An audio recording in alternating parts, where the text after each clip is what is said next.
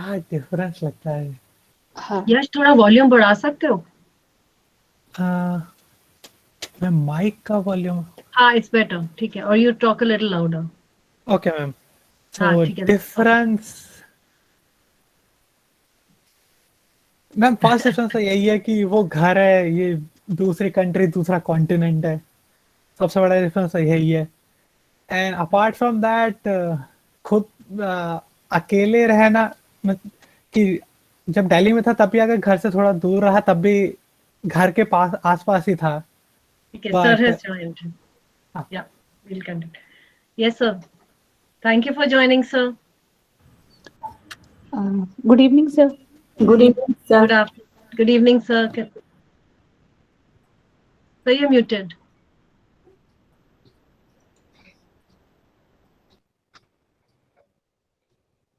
Sir आप muted हैं। You'll have to Try unmute. over. Acha, yes. Can you hear me? Yes, sir. Now we can hear you. Right. Thank you for joining, sir. Good evening. Can we start, sir? Yeah, please do start.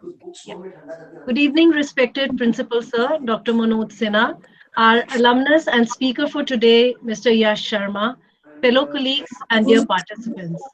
On behalf of Tech Pioneers, the Computer Science Society of Aryabhat College, it is my honor and pleasure to welcome you all to the first webinar of this session. With the prevailing pandemic, we all have got a chance to introspect, learn new skills, and are now energized to work in a new way if required.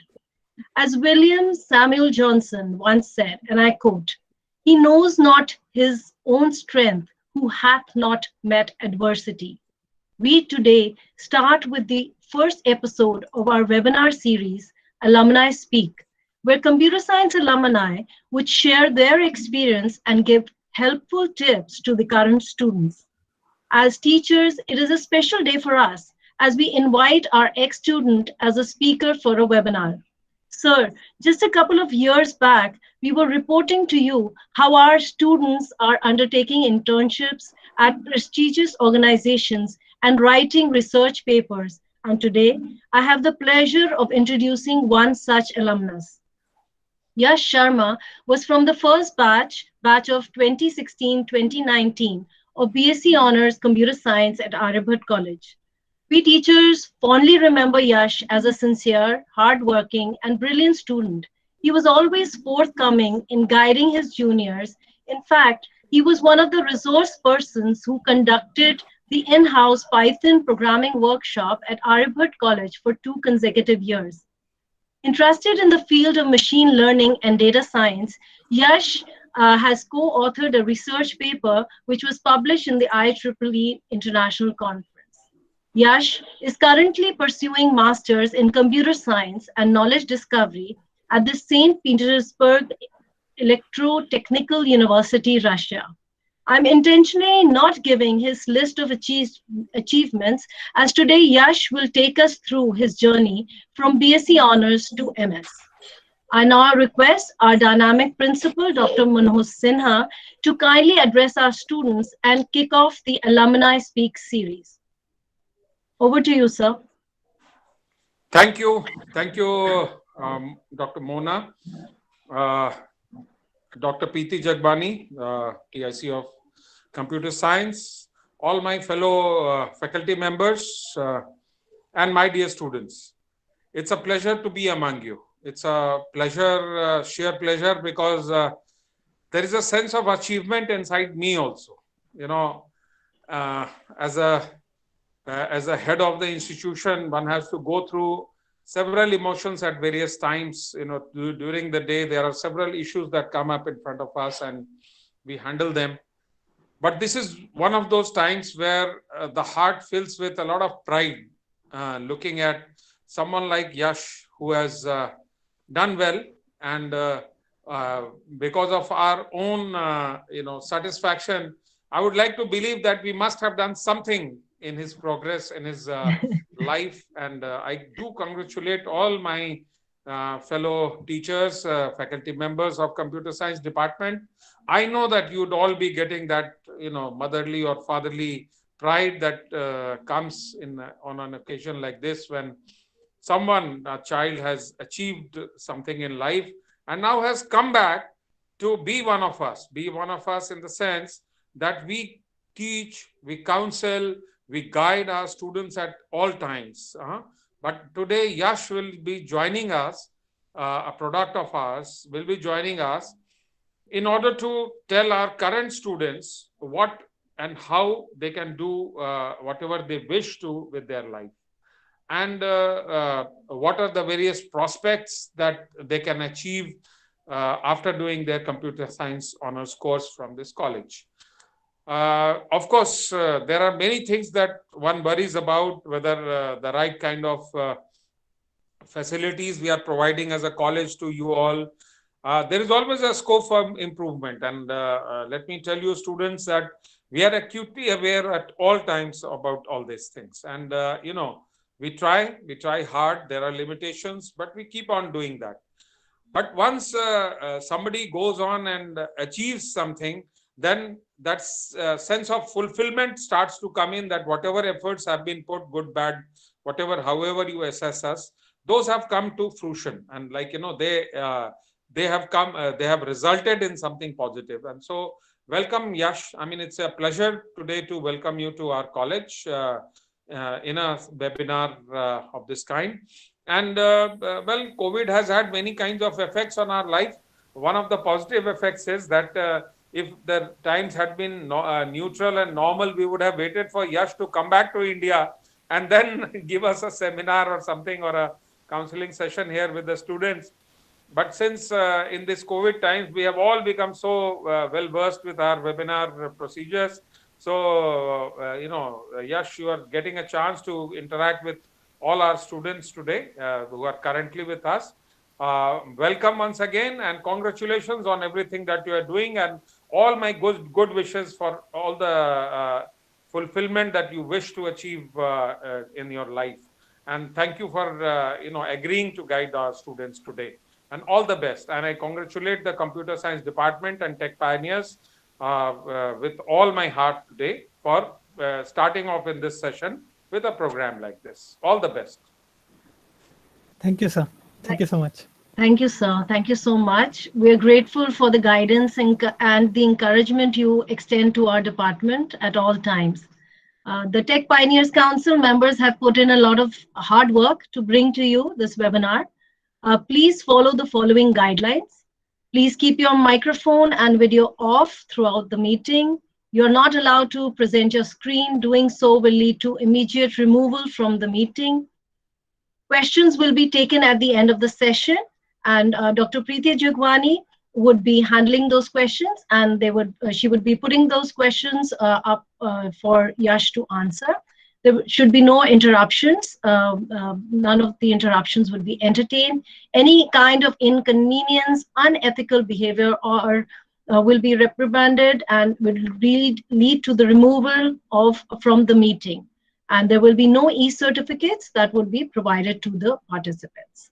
So now over to you, Yash. Good luck. And it's really a pleasure to have you. And we are really, really proud.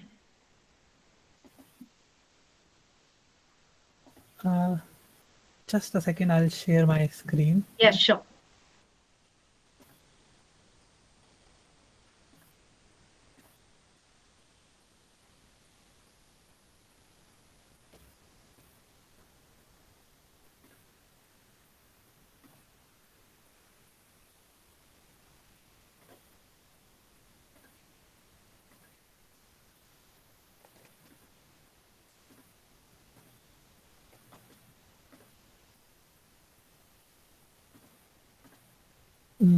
Can you see my screen?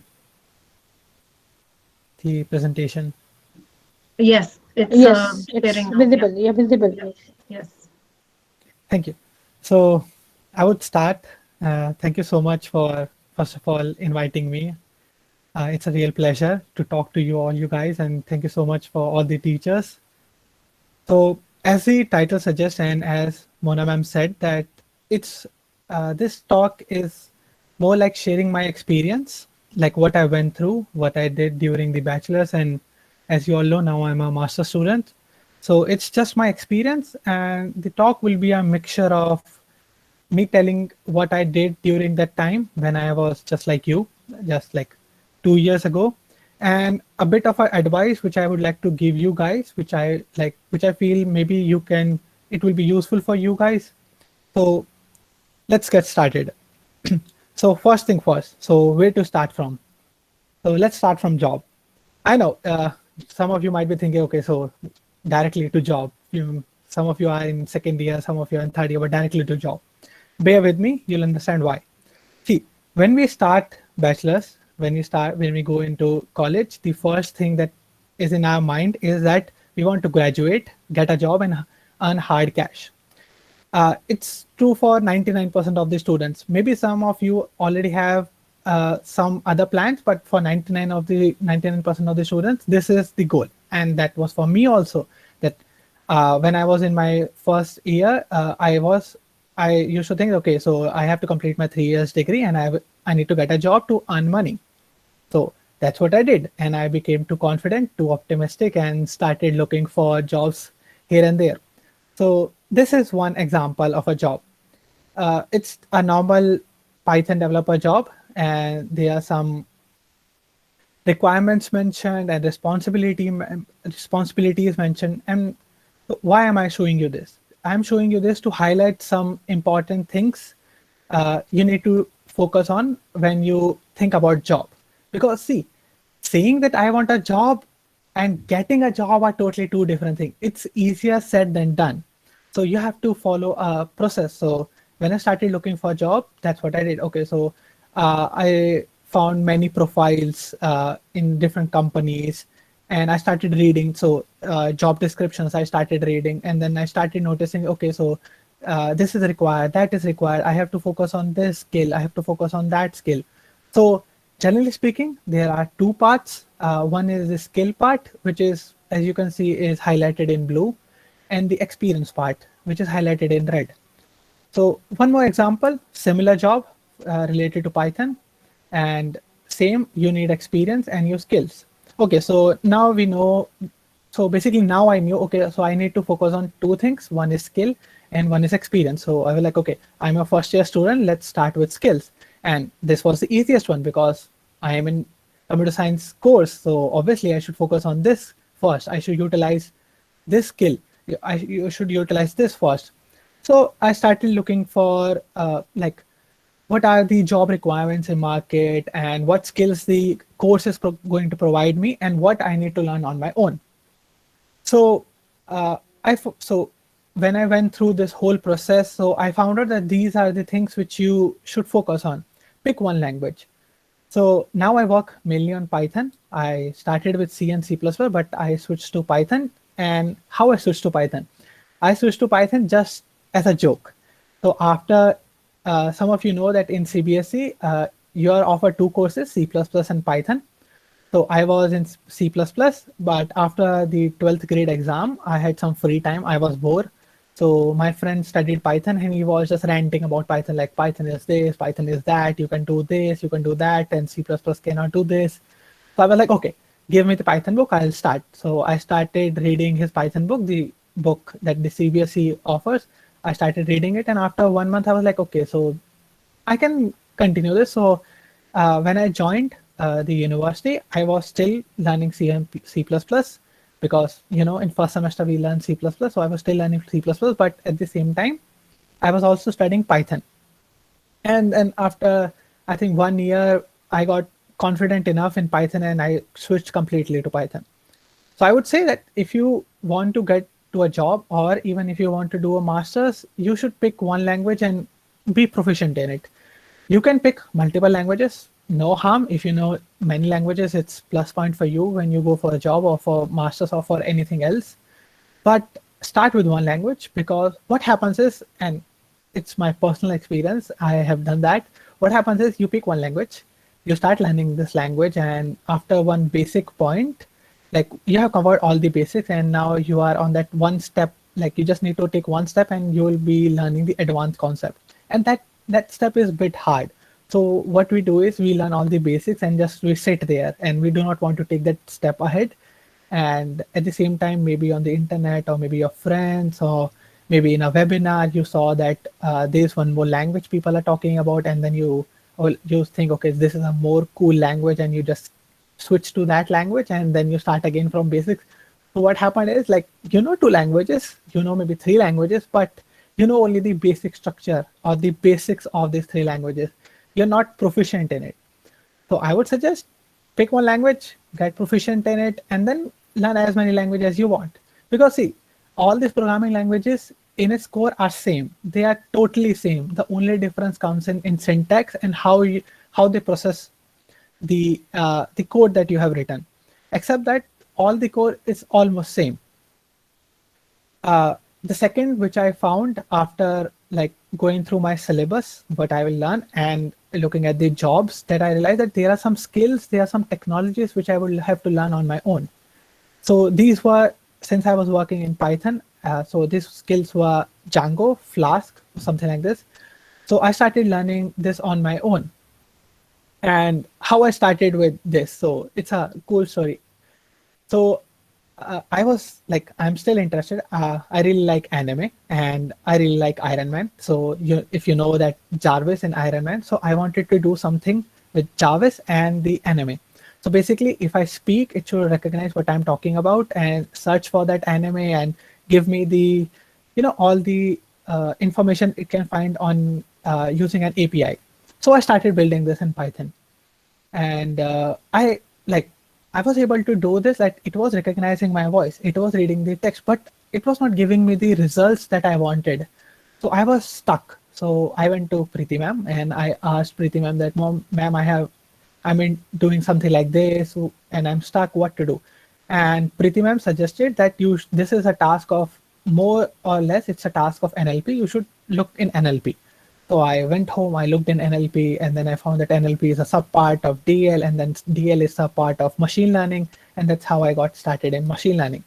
So I didn't expect that I will ever start in machine learning. It was never in my, you know, I never thought about it that machine learning would be something which I will go on or work in, but it happened. So pick one technology, experiment with it, learn it, maybe like do random stuff you can do with it. Maybe you have some ideas which you implemented in other technology, try implementing in this technology, and just keep experimenting. That's the whole point. Data structure algorithm. So this is more or less a biased opinion because I'm a fan of data structure and algo. So I suggest this to everyone that you should study data structure and algo. But I have a reason for this. So my reason is that we use data structure and algo every day. Even if you work, even if you are in master's program, we use this almost every day. And I'm not talking about that you should memorize the algorithm step by step, or you should memorize the time complexity or the space complexity. No. You don't have to memorize. Just understand that why binary search works. We all, when we study these algorithms, we understand how it works. We go through each step and we understand, okay, so at this step, this is happening, at this step, this is happening, at this step, this is happening. That's cool. That's fine. But you should also understand why it works. For example, binary search. Why does binary search works? Like, what was the problem in other searching algorithms which were before this? And why did someone came up with this idea, and why does it work?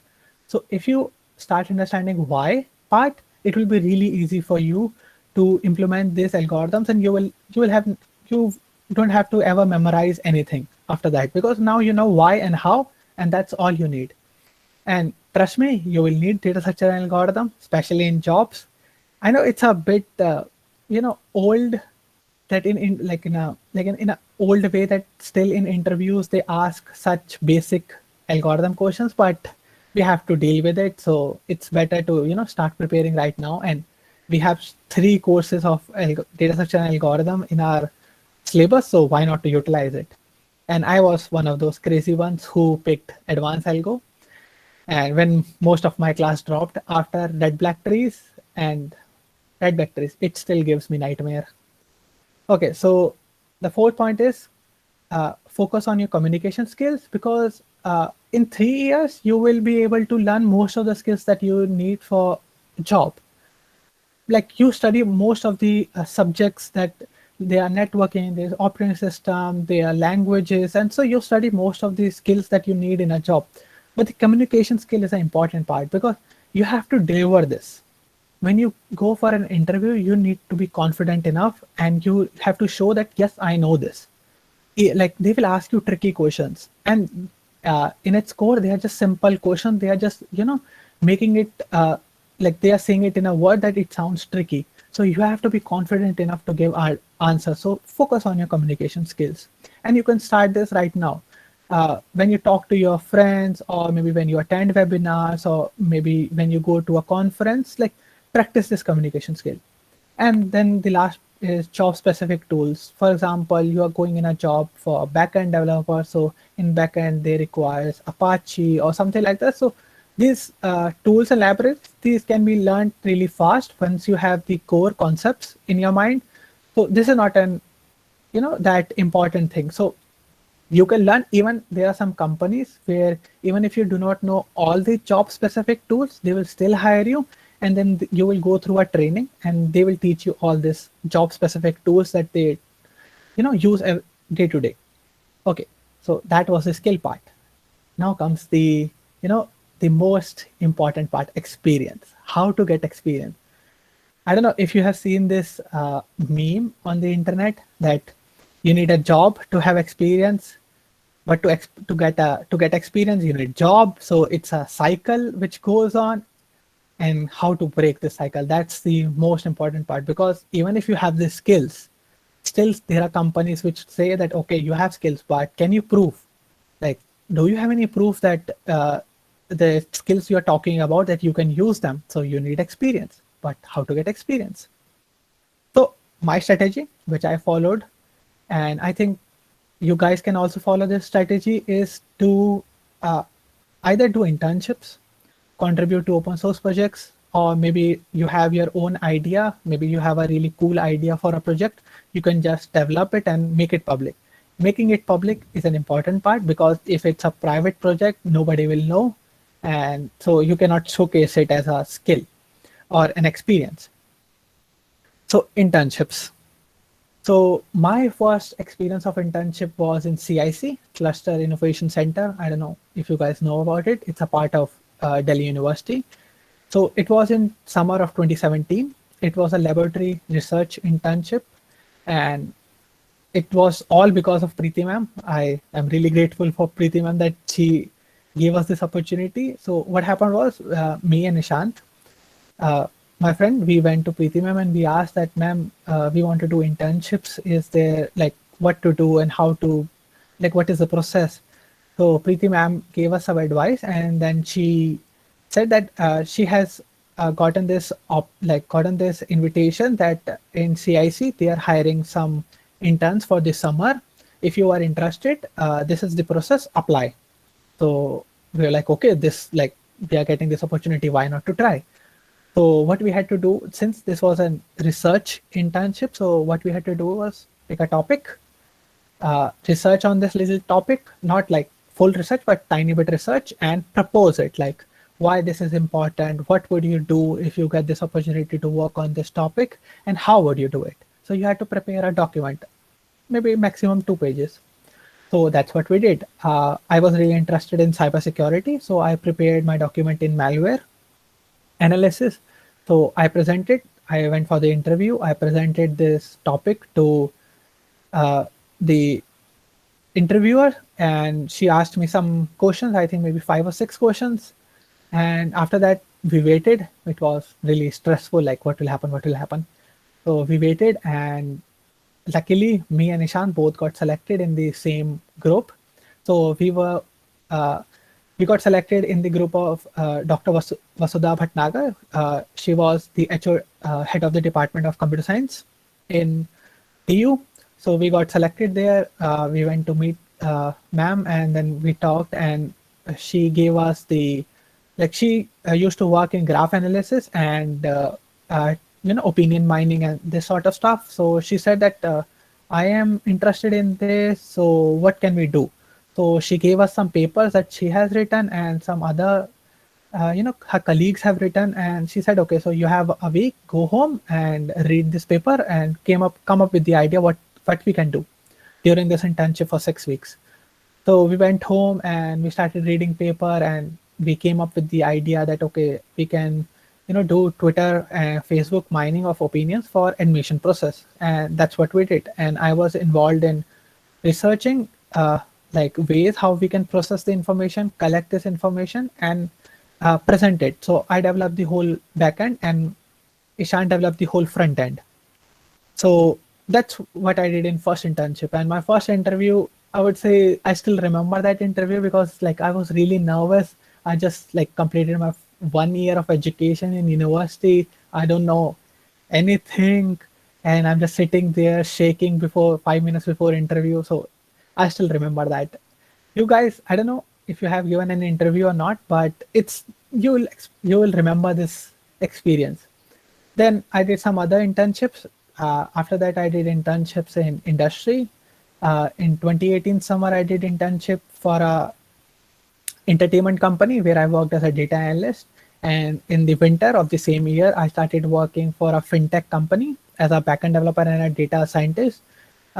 It's a startup or a sort of startup in I think Gurugram, in Credo.in, and I did internship there for a year before coming to for masters. So what advice can you give? What advice can I give you for internships? My advice is that you should be present on social media like Twitter, LinkedIn. Like, show your presence, show that you exist, and stay in contact with your university alumni, because maybe they are working somewhere. You can contact them and they can tell you if they have some internship available. Try to search for startups. I still prefer working for a startup because you learn more there rather than doing internship at a big corporation. Because in startup you get more work, you get to learn more from people because everyone is working together. There's not big team which is trying to solve a problem. There's only like a small team, and you have to communicate. So it's a really good experience. And if you want to find the internship, the one place I can suggest you is AngelList. This is the largest community of startups you can find on the internet. There are startups from India, from abroad, in Delhi, in Mumbai, in New York. So there are startups, all the startups are registered here. So you can just find internship on this website. Other option is like maybe like right now, as you know, this is COVID time and we are all stuck at home. Many people are not hiring interns, and it's a really hard time. So getting internship can be difficult. We understand. So another option is that you can, participate or you can contribute to an open source project. Unfortunately, during my bachelor's, I didn't contribute to open source project directly. I did indirectly, but after coming to masters, I did. So contributing to open source projects is a really, really great way to get a real life experience, because you'll be working with people around the globe. How it works is these projects are generally on GitHub. They are free. Everyone can use it. Everyone can look at it. Everyone can change the code. One example is Python. Python is an open source project. You can just make any changes, and if the team approves, your changes will be introduced in Python. So how it works is you go to Python. They have a issue section here, tab, and you click on it. There are some issues listed, and you can read all these issues.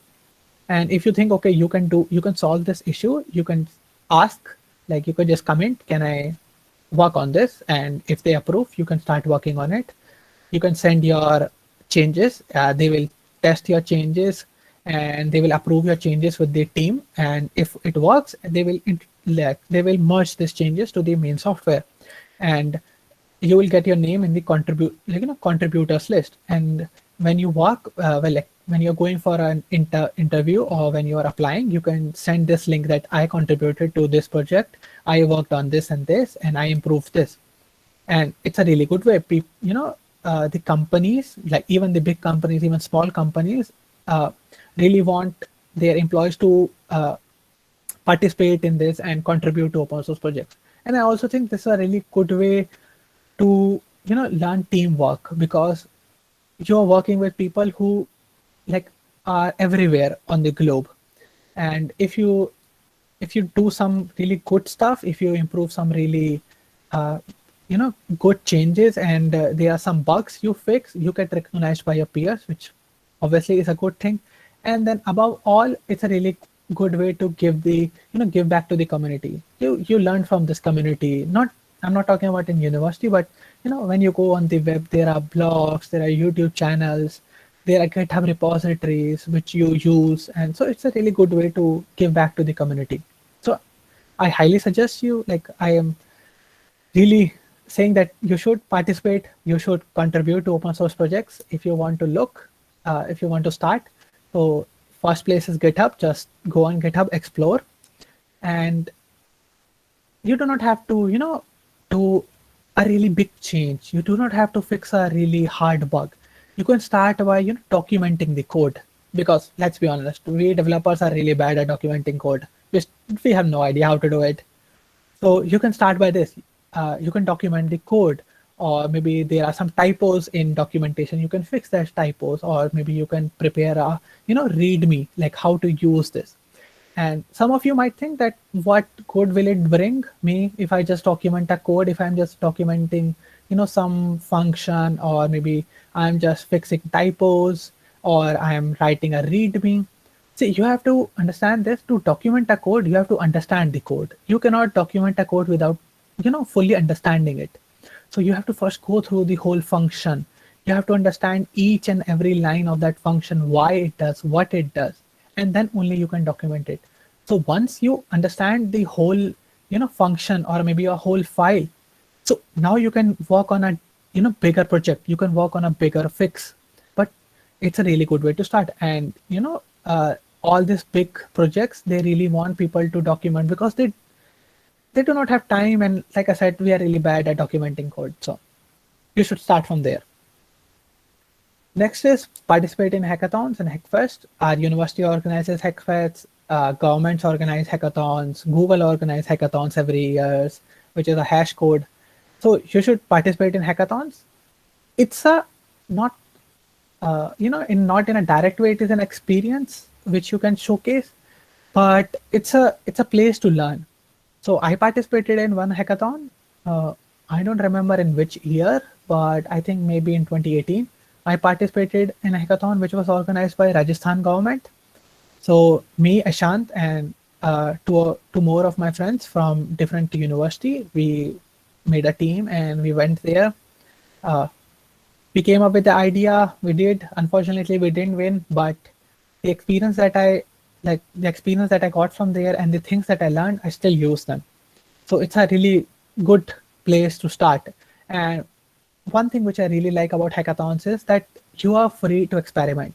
You do not have to worry about failure, because what's the maximum thing that can happen? You will not win. That's all. You will not win. Okay, so you got the experience.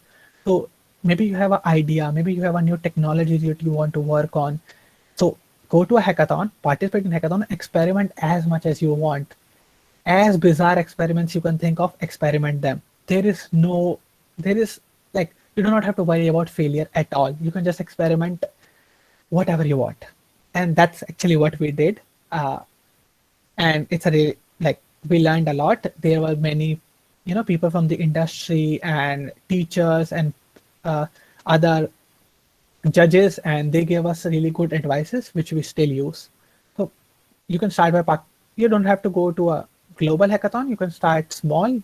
I think every year during that festival time, universities organize hackathons. So you can go to a different university. Maybe you don't want to go in a DU hackathon. Go for a triple IT hackathon or double IT hackathon, or maybe NIT's hackathons. So just start from there. It's a really, one step at a time. So you should take one step at a time. So start from this, and then you can slowly go for global hackathons like Google Hashcodes. And if you want to search, these are the websites you can use. The biggest one is that the Google Hashcode. It is global.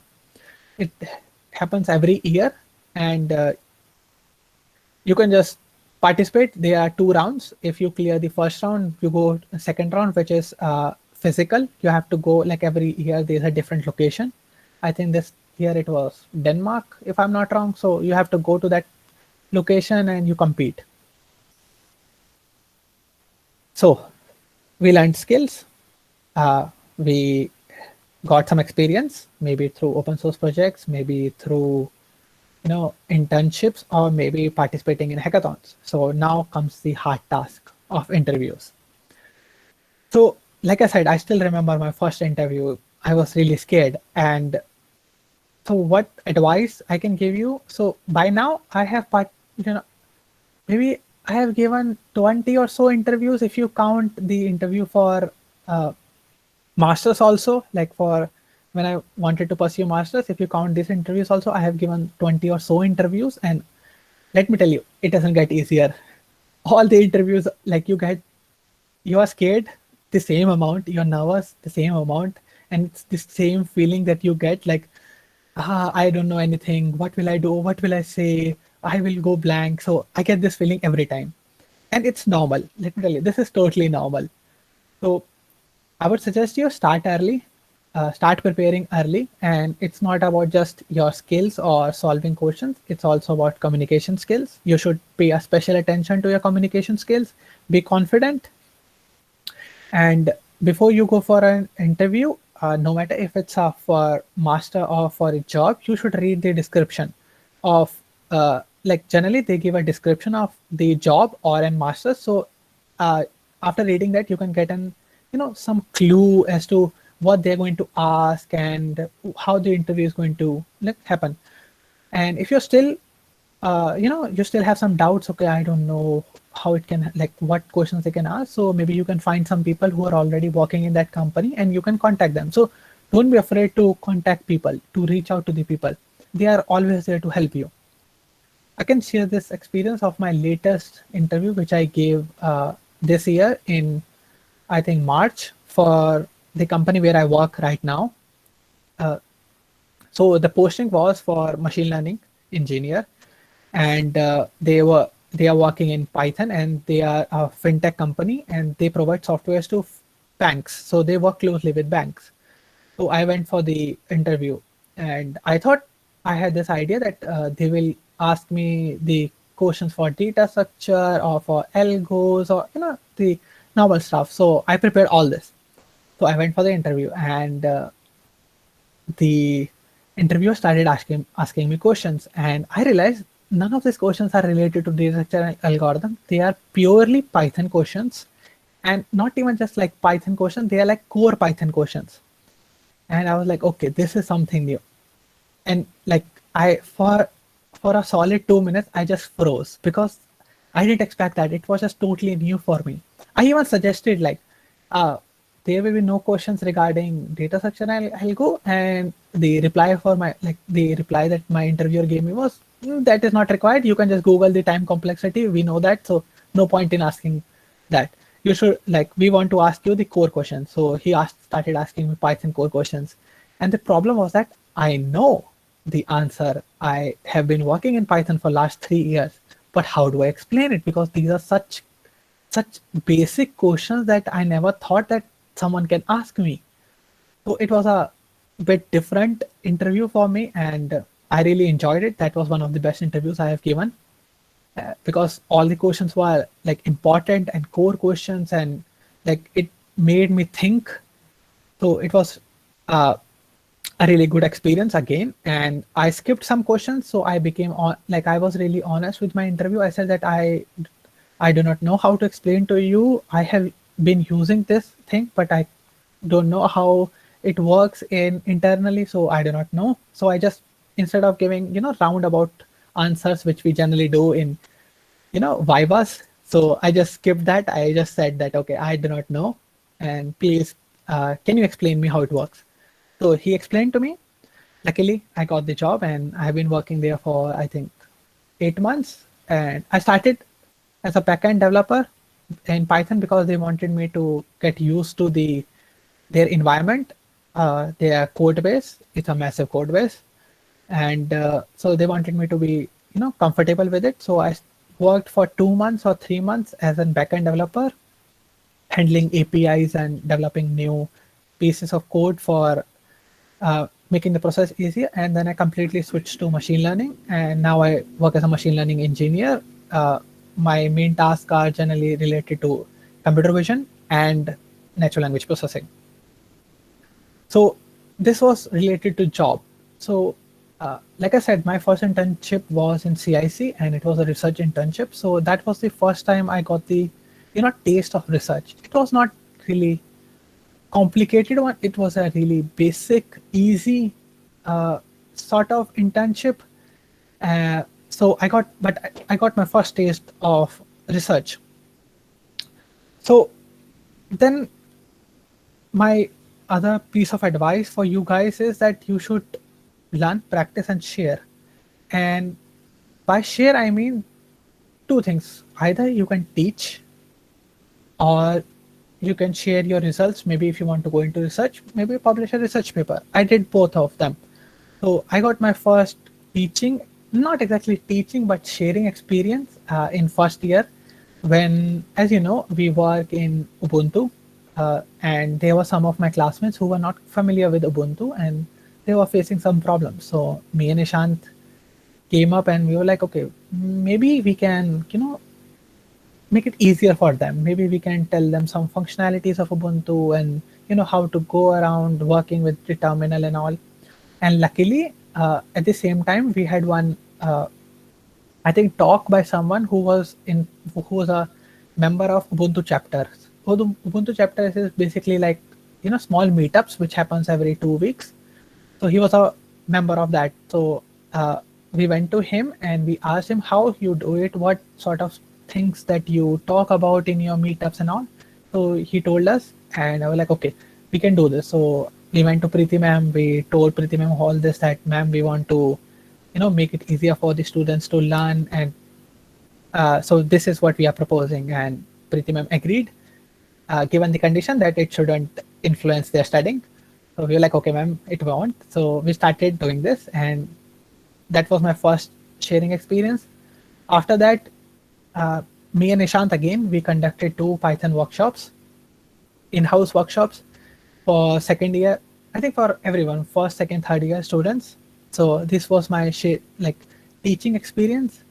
At the same time, my other sharing experience was sharing with the research community. So what I worked on in CIC in my first internships. So in third year, me and Ishant were talking about that we want to publish a research paper, and we have some time, we want to publish a research paper. So, but we didn't have any topic. So we were like, okay, we want to do it, but what to do it? Like on what topic to do? So again, we went to Preeti ma'am, and Preeti ma'am said, but didn't you guys work in first year? So why don't you continue on it? We were like, ma'am, but we gave some excuses. I don't know why, but we gave some excuses. But Preeti ma'am like, no, go home, write whatever you have done, make a plan, and come back and show me what you have done and what results you got and how we can improve it. So me and Ishant went home, we discussed, we prepared this, we went to Preeti ma'am, and then we worked closely with Preeti ma'am. Preeti ma'am helped us write this paper. Our first paper unfortunately got rejected, but it was a bit sad moment because it was our first paper, so it got rejected. I think it was by ACM, which rejected with one reviewer rejected this paper, but Preeti ma'am said, okay, don't worry, there are more conferences, let's improve this, let's change something, and let's try to publish it again. So that's what we did. We made some changes and we posted to IEEE. It was a conference in Coimbatore, and luckily they accepted our paper, and we were really happy. Me and Ishant were really happy. We didn't expect that. We thought we will be rejected again, but luckily we got accepted. And we went to Coimbatore. We presented the paper. That experience I can never forget. I am telling you, I still get nightmare from that, because you wrote the paper, you know what you have written, you know what you did, but how, when you have to explain this to a whole auditorium full of audience and there are judges in front of you who are really experienced in this field, and you have a time limit, it's really hard. It's just really hard. And like me and Ishan both were like literally shaking. Like we are sitting, it's next is art, and then we are both are shaking, and like we cannot process what is happening around us, and like, so what to do. But luckily somehow we calmed ourselves. We drank water. We went ahead. We both explained. There was some Q&A. We went a little bit overboard with our time. I think by a minute or so, maybe more. But for a first time, I would say it was a win. Not exactly. There were some things we could have, done better. We could have made presentation more detailed. We could have given answer more detailed. But for the first time, I would say it was a win. So I would also suggest you to, share either by teaching. I really like this quote by Albert Einstein that if you cannot explain to a six-year-old, you haven't understood it at all. You do not have to explain it to a 60-year-old how then binary search works, but you can explain it to your juniors, your classmates, or maybe to your friends who are struggling with it. Because let's be honest, there are some subjects which are a bit difficult for some students, and for some students they are really easy. So you can help your friends, and that way you will also, you will know what you know properly and where you are lacking. So you can use this for yourself, and once you know where you're lacking, you can work on it, and it's a win-win situation for you and the person you are teaching. Also, my one more experience with sharing was in final year, me and Ishant again became teaching assistant for the algorithm course with Preeti ma'am, and we came up with the idea that, ma'am, we want to help you somehow with this algorithm course. So how can we do it? So Preeti ma'am said, okay, so if you want to help, you can help me with these labs for the juniors who are working and who are struggling. So that's what we did. We checked their labs and how they are working and what they are doing, and we realized that there are many students who understood the concepts of algos, but they are really struggling with implementing it. So we try to explain to them how they can do it and what is the best way to process this sort of solve this sort of tasks. So that was sharing. As you might have noticed that I started with job, but now yes, I'm doing keep a tab on the time, please. Yes, ma'am. So now I'm doing masters. So what happened in, I think, third year, that I realized that I do not want to work. I want to do masters. So that's what I went to. So I would suggest you that if you are thinking about masters, you should start asking yourself that why do you want to pursue masters? Because is it really something you want to do, or is it just an excuse to not do job or get out of the country? Because for some it is. So you should start by asking yourself, why do you want to do masters? Once you know this, then the whole process is really easy. So you can start by searching universities. So yeah, you can start by searching universities, and these are generally the documents that you require. You can find this even on the internet. You have the presentation, you can read this. But what I would like to say is that in masters, there are generally two ways. There is one research-based masters and one is taught-based masters. Basically, in one you have to write thesis, and in one you do not need thesis. So I'm doing the first one. I have to write master thesis next semester. The difference is just, as it might be clear, that in the research-based masters, in the last semester you have to research the whole 6 months, and you have to write a thesis, and you have to defend this thesis in front of judges, and if they approve, then you graduate. Otherwise, I don't know, maybe you have to do this again. And in taught-based master, you generally just take courses for the whole 4 semesters. You complete these courses, you have score, and you graduate. So how do you start looking for masters? I would suggest this strategy. What you can do is you can make a Excel sheet. You can make columns, like one is university name, one is master's program, one is deadline, one is link. So this list is actually my own. I am looking for a PhD right now, so I am creating this list. So you can follow this same strategy, and that's what I did even for my masters. Look for university, search for the university name, write the name, write the program that they are offering, write the deadline, write the link. Same process again for another university. Why I'm telling you to do this is this way you have all the information in one place. You have the links, you have the deadline, you have the name of the university, you have the program in just one place, and you can refer to this at even at 2 a.m. at night. You can just open your phone and look at this. So it's a really it makes the whole process really easy for you. So you can follow this strategy. So then there are some exams, because maybe you do not want to pay a huge amount of fees to do masters. You want to go through scholarships. So that's what I did. I participated in Open Doors Olympiad. This is for Russian universities. So my experience with this was that it's a two-step process. In first step, you have to submit your documents, just basic documents, your resume, your mark sheet, your motivation letter or a statement of purpose, and English proficiency and recommendation letter. So you have to submit all this, and they will review your application. If they like your application, you will be called for second round. In second round, you have to give an exam. There are 7 questions which are mixed of operating system, data structure and databases, networking. So basically whatever you will study in 3 years, the 7 questions are just from this, nothing from outside. And you write this exam. So how this exam works is that this exam is online, but you have to make your microphone on. You have to keep your camera on. They have a special tab on the browser so that you cannot cheat. You have to show your your room, that you are not using any no cheating mechanism is there in your room. And you start your exam. I think you have maybe 2 hours, maybe 3 hours to complete the exam, and you submit your results, like all the answers, and they have a process that they go through. I don't know how they check it, how they grade it, because they combine both. Like in the first part of your documents, when you submitted your documents, you get the score, and on this written exam, you get the score and somehow combine it.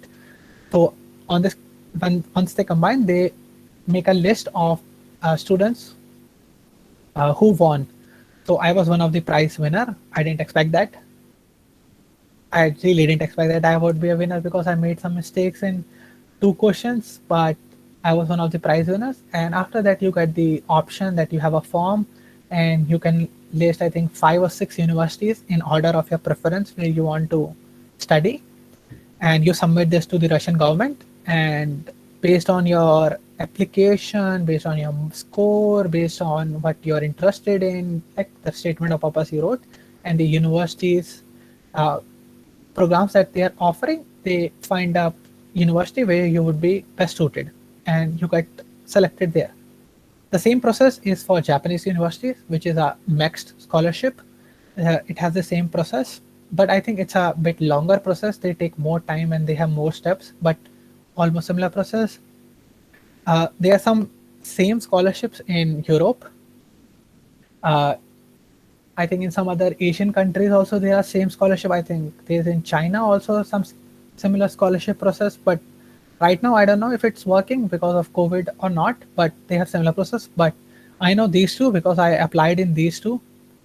And one advice I would give you is that if you want to do masters, don't try to look for universities in some other countries also. Like I know everybody wants to go to America, Canada, and Australia. Okay, they are really good universities and programs, but there are some other universities also around the globe which have really, really good programs.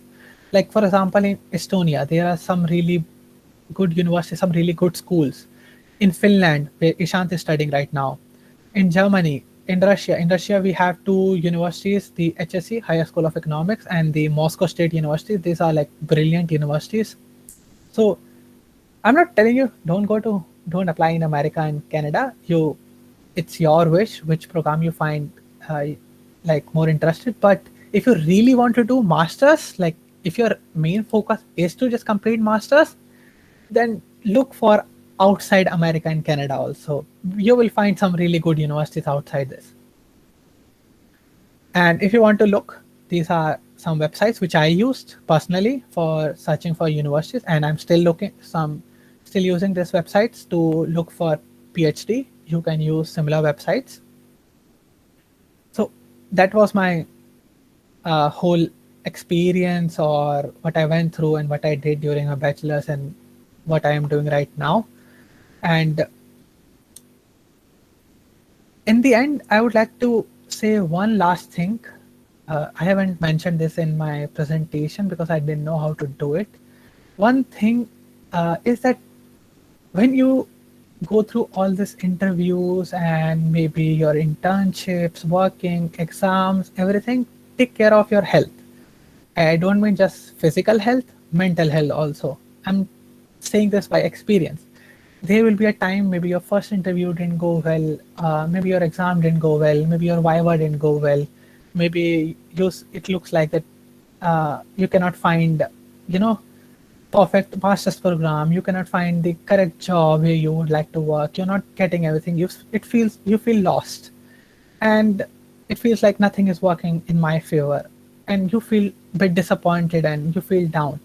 But don't lose hope in this time. I know it's hard, but do not lose hope. Take care of your mental health, take care of your physical health, especially during this time, during this COVID time. And just keep on going, because all of you are smart. They are teachers who are helping us every day. I know all of my teachers helped me whenever I was stuck. So if you have any problem, go to your teachers, ask them for anything. They will help you. Generally, literally, what our principal sir said, that they're always ready to help us no matter what. And it's not only about, you know, studies, it's outside studies also. So if you face any problem, go to your teachers, ask for help, talk to your friends. If you're outside home, then maybe call your home and tell your parents also. But take care of your health. And that's all for my side. Thank you so much. If you have any questions. Thank you so much, Yash. I cannot imagine that anyone could have, given such a complete picture the way you had given it. And it was so personal, it was so passionately given. And I'm sure all the participants present here would have benefited so much from this. And I see that you may have also had a look at the number of participants. They're hardly there, just stuck on. And that shows how well you have been able to communicate whatever you said. And thanks a lot for also mentioning in the end that over and above everything is the fact that you have to keep the physical and mental health really, focused. And that is something, I miss that part of the physical classes in which these things can be enforced. When we are seeing people face to face, these days we can't see everyone face to face. In a webinar, after a long time, we're able to see you. Somehow still consider you as a student. Otherwise, we do not see students, and we miss that in our classes. So now we'll go on to the question and answer session. Over to you, Preeti ma'am. Thank you, Yash. Thank you for such a complete and comprehensive picture over your complete journey. Let me start with Q&A. I've got many, and these are the questions which were we started with registration forms also. So many of them already covered. So now let me start with. You said that you want to go for a PhD now. So, Yes, ma'am. what motivated you to go for a PhD instead of working in an IT firm, or instead of working with job? Ma'am, my why I want to do PhD was because I told you that I have worked, like I did internships, multiple internships. I'm working in an IT company, but I want to get into academia. I want to do the research part, and I want to play in that more. Okay, just a second. I want to stop my presentation. Okay, Yeah, so I want to go into academia. I want to focus on research more than I do not mind working in IT. I am still enjoying, because in IT also, when you're working in a new technology, you have this, you have to research a new ideas, you have to work on new tools every day. But I still want to go into academics part, because I sort of enjoy that. I don't want to stop my learning curve and work in industry and just like I don't know how to explain it, but it's more like that if I work in industry for long, I will just stop my learning process, and I don't want to do that. Okay, cool.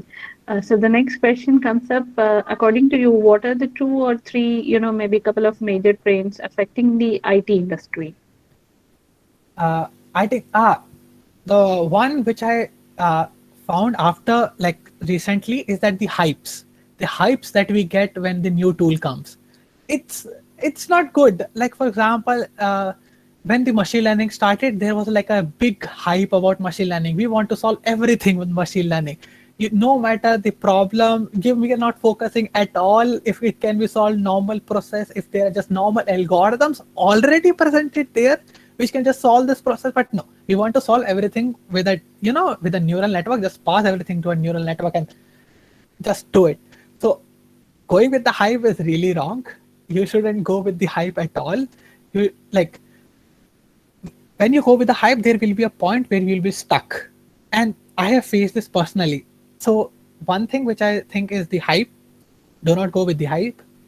Other thing is that the it's more or less the pressure that we get from the management side, I would say, because as an IT developer, you know what you're working on and how to do this part. But when you have to when you have to showcase this to the higher ups who do not know anything about the tools and technology, who just wants a solution, it's a bit slow process, and you have to like there is the time when most of our things stops, because they say no, you should do this, because they are also going with the hype, because they have seen their competitors working with the hype that this problem can only be solved by machine learning, or they can only solve if they make Android app, and they just completely stop the process and they're like, no, you switch on to this. So I think these two are the most one which I think is a barrier, like which are a trouble which we have to fix somehow. Okay. And the next question asks is, can you give an example of some basic Python questions which you mentioned were asked in the interview, your recent So interview? yeah, so the basic Python questions that I got was, if you know, in Python you have two different statement. One is return and one is yield. So my basic question was why yield works. They didn't wanted to know why, like how it works, because I can just write a generator and write yield. They wanted to know how it works internally and how is it different from return statement. Another question was, if you know in Python, when we open a file, we open file with context manager, with context manager. So they wanted to know what happens internally with context manager, how it works. And then there were some questions about the exception handling. How would you handle exceptions like try, except, and finally? How does finally work, and why does finally work even in a case of error? And some other basic Python questions for the how does Python handles memory. So in Python we have a similar garbage collector that just get rid of the useless stuff we have in our memory. So my questions were related generally to this, and then my questions were related to Django framework, which is a web interface framework. Basically, how you can write like they gave me an SQL query, a big massive SQL query with joins, how you can write it in efficient way in Django so that you get the similar results. So these were some of the questions that I got. Okay, cool. Next comes up, when you started preparing for Open Door Olympiad. Okay, so when I started preparing was, if I remember correctly, it was September of my like in final year. So basically this time, I would say So during this time, I started preparing for open doors. At first, I just read the website. So you can go to the website right now, and you can read the website. There are some previous year questions, and there are some FAQs where you have some questions related to this program. So I just started with this, and then me and Nishant decided like, okay, let's apply here and let's submit our documents and let's see what will happen next. So I would say I started in September and October in final year. Okay, in final, fine. And one more question. It says machine learning is actually evolving really fast, and both in terms of models and frameworks are switching. So, how to keep the pace with the current scenario, and is it really necessary to be up to date?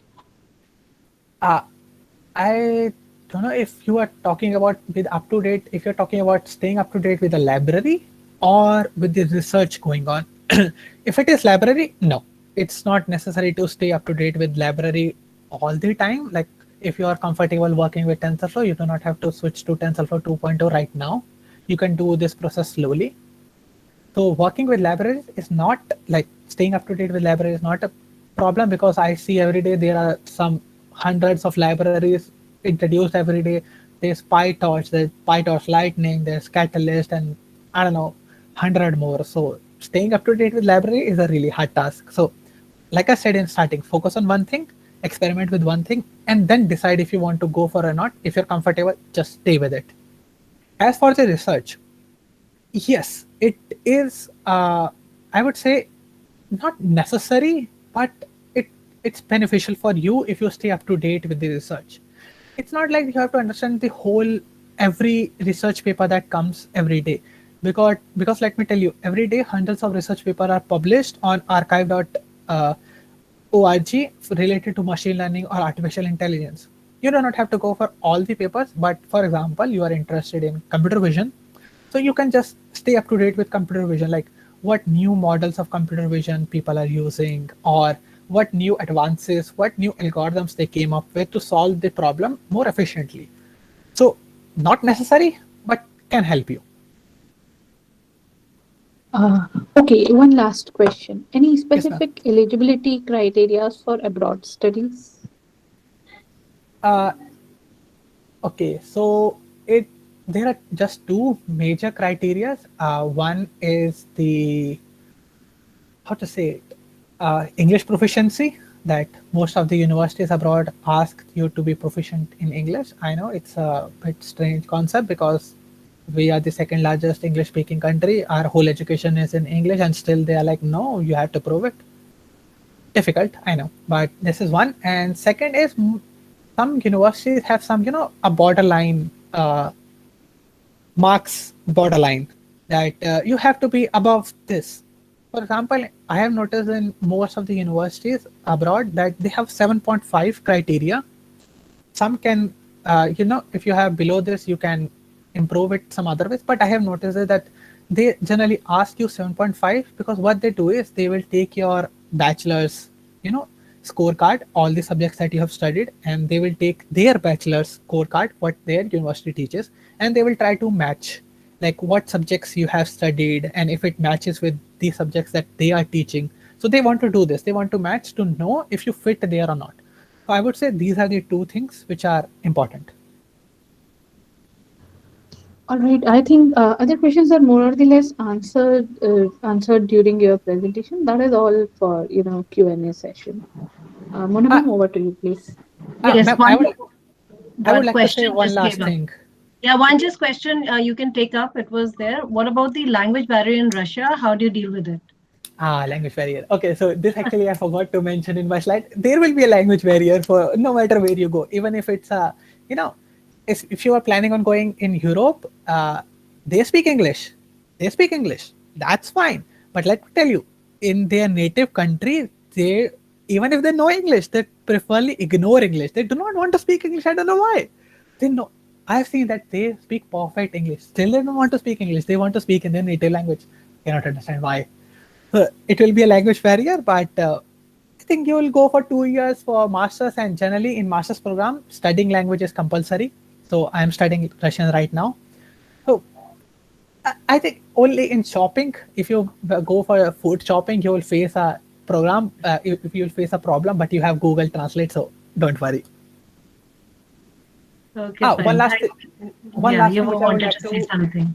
Yes, ma'am. One thing which I have seen, and also I felt is that there's a problem that in India we have two different education, 4 year and 3 years. So some people think that they cannot apply because they are from DU, so they have 3 years degree. So, but foreign universities require you to have 4 year degrees.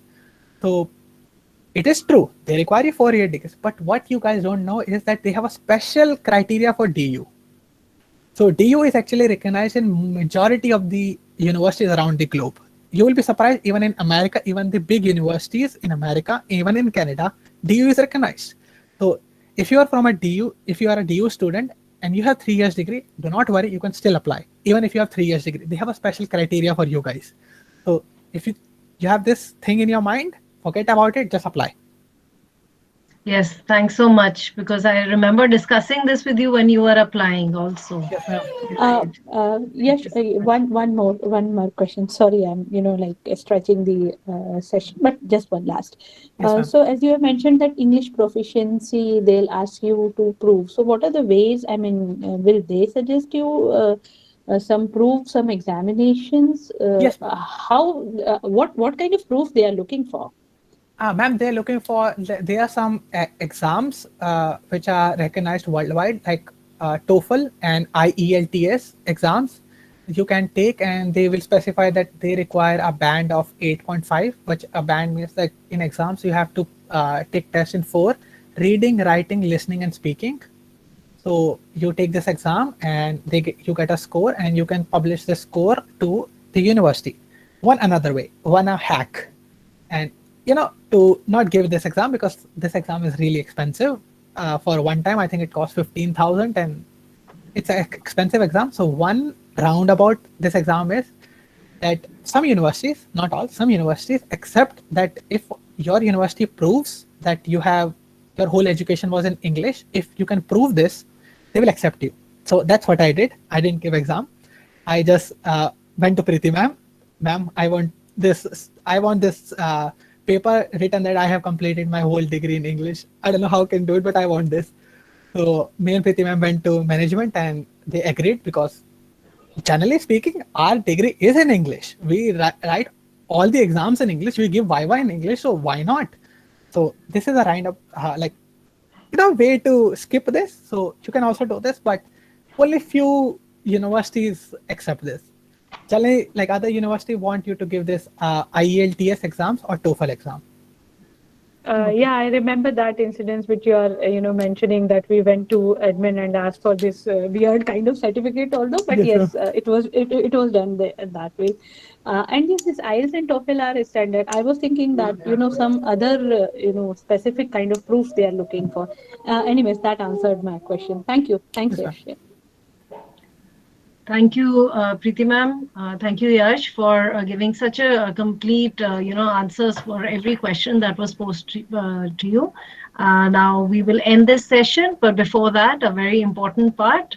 I request Neha ma'am to please give the word of thanks. Thank you. Thank you, Mona ma'am, to give me this opportunity. It's my privilege to propose a vote of thanks on this day. Being a teacher, this is really a proud moment for us, where our very first batch student, Yash Sharma, has narrated his inspiring journey from BSc Honors to MS in a very lucid way. Thank you, Yash.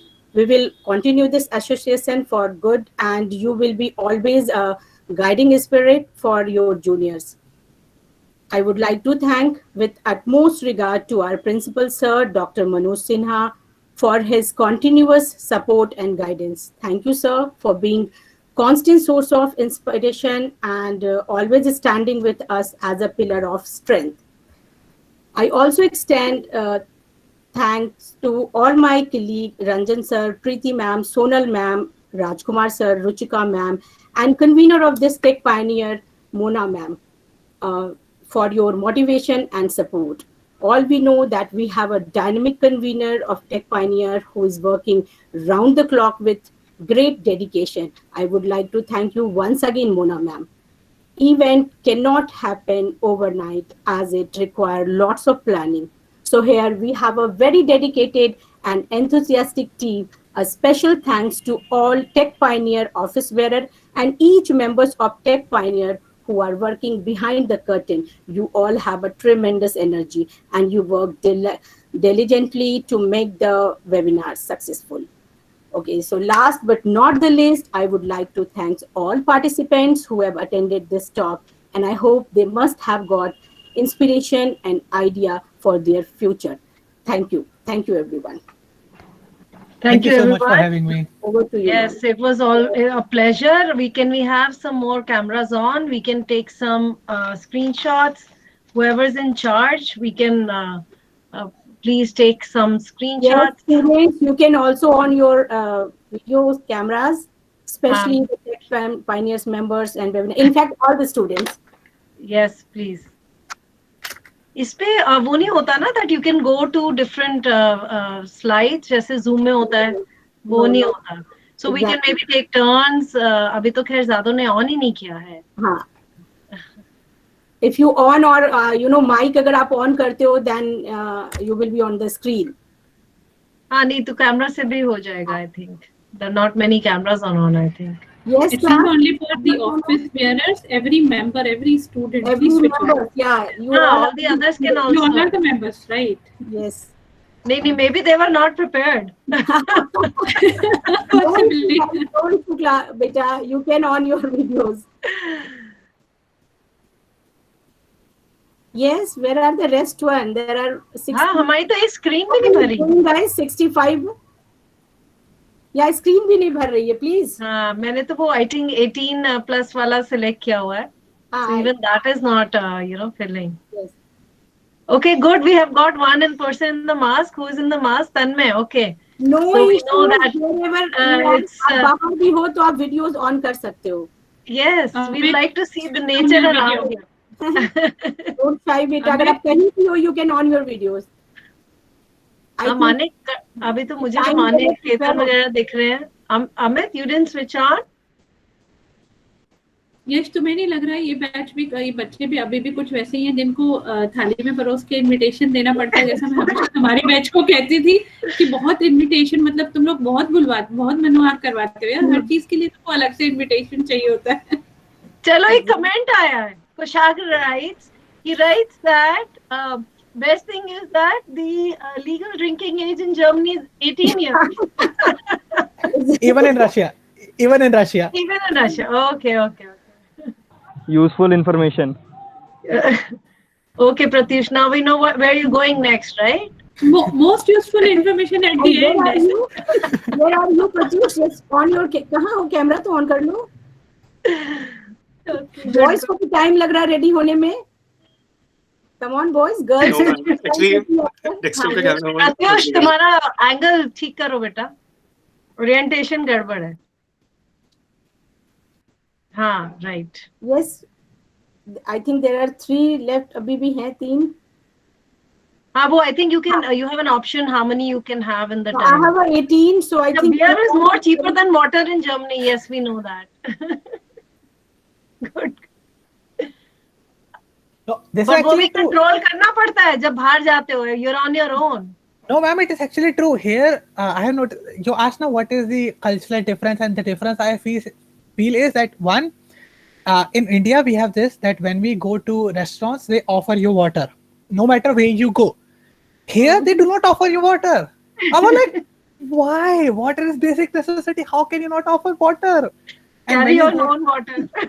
yes, ma'am. And when you go to supermarkets to buy water, actually water is more expensive than beer.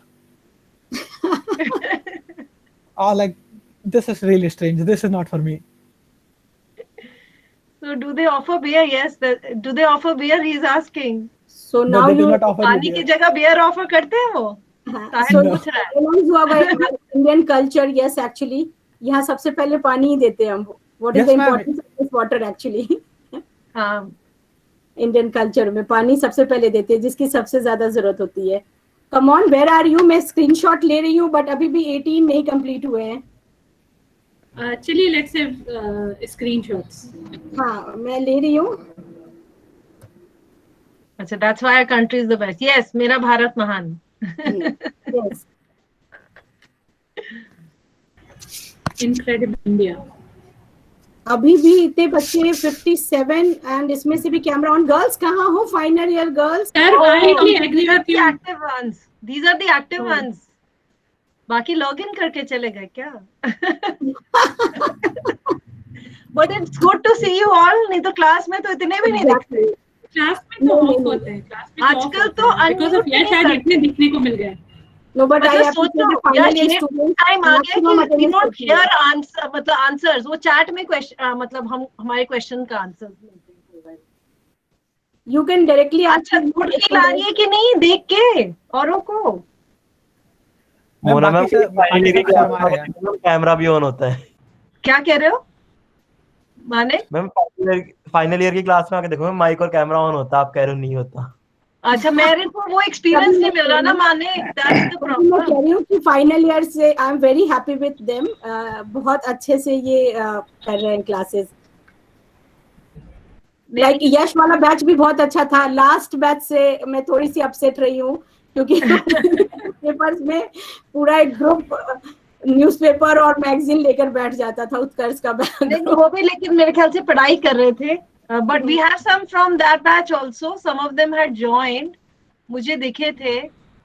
मैंने आस्था देखी थी. Then I had saw a few from that batch also. I don't know whether there's still anyone logged in. Feminist but मैं ये कहूंगी कि girls हमेशा ready रहती है. Harsh, are you there? Study Harsh, are you there? नहीं अभी नहीं है. Okay. क्यों of I think they logged out. There were a few from that batch also. Data package खत्म हो गया है. No, ma'am. ऑफ कर रहे हो. Don't worry. Okay, I think we've got enough pictures. So thank you everyone for joining. Do you think it was a very fruitful session? You can write your feedback in the chat box itself. That'll be great. College miss कर रहे हो तो at least यहाँ chat कर सकते हो. Sorry, क्या कह रहे हो? मैं बोल रही हूँ कॉलेज मिस कर रहे हो अगर आप लोग तो यहाँ तो बातें कर सकते हो आपस में. हाँ. अपने सीनियर यश से. Right. It was definitely fruitful. In fact, 2 days ago I was searching about 3-year and 4-year difficulty in Canada. It's a Right. very Yeah, what you can do is please write your email in the chat so anyone can contact you. and it's really very informative thing. Like 2 years और 3 years वाले में अभी भी बच्चे confuse है. Generally classes में भी discuss करते हैं 3 years and 4 years in fact.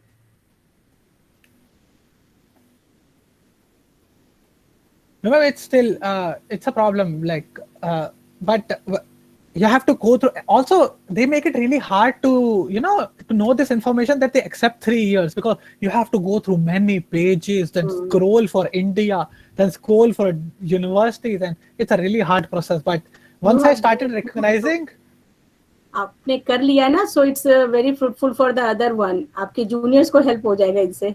Secret code Yes, पता चल गया. Exactly. yeah. Yep, Don't they do not mention that on their websites. Yes, true. Yeah. Also, That's the if thing, na. That's how they filter the students. ऐसे ही तो filter करते हैं. नहीं, अगर still doubt हो कि करते हैं या नहीं करते, यूनिवर्सिटी में वेबसाइट नहीं है, तो सबसे बेस्ट एडवाइस जो मैं दे सकता हूँ इज वहाँ पे ईमेल एड्रेस लिखा होता है एडमिशन डिपार्टमेंट का. just email them. Just ask that I am from Delhi University. I have done this course. I will graduate in this. Can I take admission or not? Just simply email them. Then you will get all your answers. That's what I do. That's good. Can we have a Sahil question? It's from Sahil. He's looking for PPT. No, exactly. Like a notes. You need to revise everything. They need your PPT. But, I think I shared my PPT with Amit. Okay, so fine. We you can ask share him. it. We needed your permission for that. Yeah. Yes. Okay, thank you. How are you, Rajkumar sir? Sahil, we will share. Yeah. It is great to see you as a resource person. Although we have seen you in Right. couple of your Python workshops, but again as currently being the student in another university, another country, and coming back to your college, maybe even virtually, I don't know, we all are feeling, Right. proud of you. Yeah, and very nostalgic also. Exactly. Seriously. हाँ. Seriously. मतलब he was one of the ones जो मतलब बैठा होता था class में, कम बच्चे होते थे तब भी he was one of the ones. And completed all assignment. So Attendance के marks. he is from the BBA association. BBA मैं हमेशा कहती थी, he is from the हाँ. backbench association. हमेशा last seat पे मिलता था मुझे. I remember that BBA. मैं कभी नहीं भूल सकती. Last bench. And your backbench association, including Akansha and Aman, and धीरे-धीरे यश भी, ईशान भी पीछे shift हो गया था, and I've seen second last bench. Especially in a lab. Especially in lab. That's what I'm saying. हाँ. हाँ मैम, तीनों साल वो फिक्स सीट थी हमारी. हाँ, I know you are. मैं ढूंढती थी जब तुम लोग नहीं होते थे. BBA कहाँ है आज? Where is my backbench association? Yes, Shubham. Yes, Shubham, we feeling proud of backbenchers. हाँ, but नहीं, but शुभम हर एक बैच के साथ नहीं backbenchers मतलब वैसे थे. Okay, we had backbenchers. 3 साल बाद जब तुम देखोगे यहाँ पे, 3 साल बाद जब तुम यहाँ पे दिखोगे, तब हम फिर से यही चीज रिपीट करेंगे. Don't you? हाँ, नहीं, but what I'm saying is that not every batch the backbenchers gave us laurels. There are other things which also happened at the backbench. I mean, backbench of some other batches I will not mention gives us like nightmares, goosebumps, यार. The same thing तो मैं discuss नहीं करना चाह रही थी because there वो भी काफी I'm not blamed anybody ने. But yes, we face some type of situation also in our class. But always we anyways, enjoy that thing. No. Anyways, it's a part of Yeah, your teaching career. You always get a mix of students, and that's what your class is. And हाँ, कभी वो अच्छा भी लगता है because every time study is not a good thing. कई बार वो jokes crack करते हैं तो it's good for teacher also. हम भी थोड़ा lighter notes में लेकर वो involve. नहीं, और पता है बाकी बच्चों को भी अच्छा लगता है कि मैम तो पढ़ा रही है इतनी देर से, चलो किसी को डांटे पिटी तो कुछ नहीं होता, कोई ब्रेक तो मिली ना पढ़ाई से, थोड़ा चेंज हो गया. बोरिंग टॉपिक चल रहा था. हमारे बैच में थोड़ा ज्यादा था. हमारे बैच में नहीं आपसे सबके साथ है, डोंट वरी, सबके साथ है. नहीं, तुम्हारे बैच में ये चीज उल्टी थी कि मतलब backbench association was different of front में वो जो आकाश एंड वो जो ग्रुप बैठता था. Yes ma'am. Oh my God, I just can't forget that. वो फ्रंट में बैठते थे अक्सर, तो अक्सर हमेशा फ्रंट में होते थे. मैम लेकिन ये चीज मैं मिस करता हूं. मैं ये चीज लेकिन मैं मिस करता हूँ अपनी क्लास, जो बैचलर्स वाली क्लास थी और यहाँ वाली जो क्लास है वो मिस करता हूँ, क्योंकि यहाँ वाली क्लासेस थोड़ी ज्यादा सीरियस होती है. दैट इज देयर, वो तो होगा ही ऑब्वियसली यार. अब पहले यूजी में थे, अब पीजी में, अब फर्क तो पड़ेगा. पीएचडी में जाओगे तो और फर्क समझ आएगा. Actually, anyways, it is, I mean, like, good to see you. I'm proud to see you here. Exactly. A very proud moment for us. Yes. Thank you, ma'am. And we will continue with this series, Alumni Speak, and we will definitely have, some more from your batch and your junior batch also. We will have. Yes, ma'am. Right. ठीक है, चलो, thank you so much, and thanks everyone for connecting.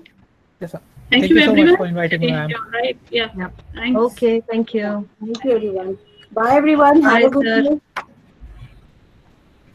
Bye. Bye, ma'am. Bye. Thanks to the council, they worked very hard. Thank you so much, and everything went out so smoothly. And now this was a good.